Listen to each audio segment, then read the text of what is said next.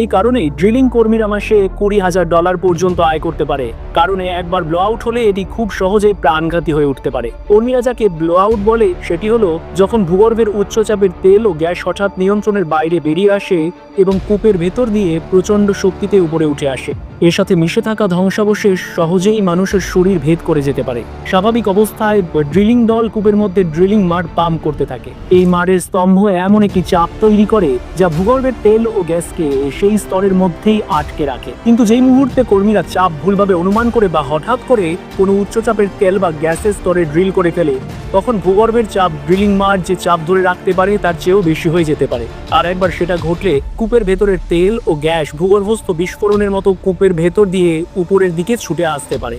যে কর্মীরা সময় মতো সরে যেতে পারে না তারা কয়েক ডজন ফুট উঁচুতে বাতাসে ছিটকে উঠতে পারে এবং তারপর আবার মাটিতে আছড়ে পড়ে। কিন্তু আঘাতের চেয়েও ভয়ঙ্কর হলো যদি কোথাও একটি স্ফুলিঙ্গ তৈরি হয়। কূপ থেকে বেরিয়ে আসা প্রাকৃতিক গ্যাস মাত্র 2 সেকেন্ডের মধ্যে প্রায় 30 ফুটের ভেতরে যা কিছু আছে সবকিছুকে আগুনে গ্রাস করতে পারে।